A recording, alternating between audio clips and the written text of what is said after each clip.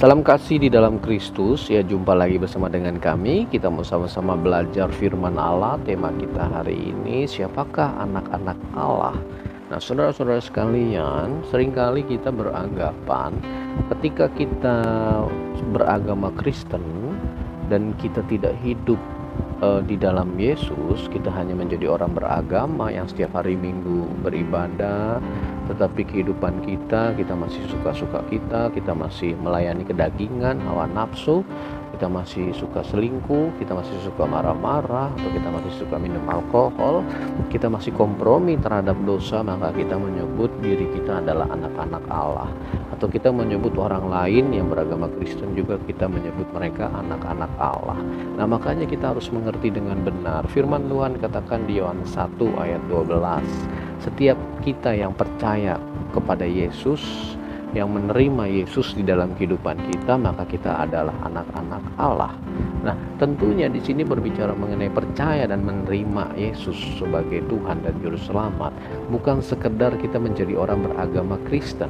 Untuk lebih dalam lagi kita pahami, ketika kita menerima Yesus, maka kita mau menuruti segala perintahnya.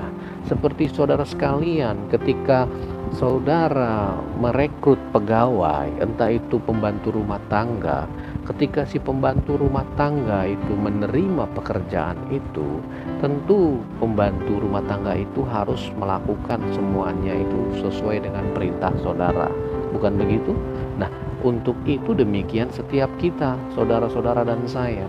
Ketika saudara menerima Yesus sebagai Tuhan Juru Selamat saudara, tentu apa yang menjadi perintah-perintahnya, apa yang menjadi ketetapan-ketetapannya, kita harus melakukannya. Nah, maka dari itu kita sebagai anak-anak Allah. Karena firman Tuhan juga di Galatia 3 ayat 26, kita disebut anak-anak Allah karena iman kepada Yesus Kristus. Nah, oleh karena iman kita kepada Yesus Kristus, maka kita disebut anak-anak Allah.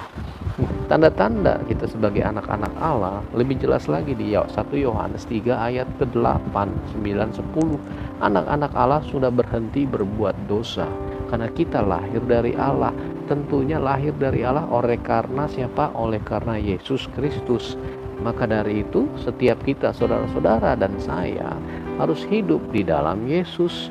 Nah, itu menunjukkan saudara-saudara dan saya sebagai anak-anak Allah. Nah, ketika kita hidup seperti Yesus, serupa seperti Yesus, maka saudara-saudara dan saya adalah anak-anak Allah.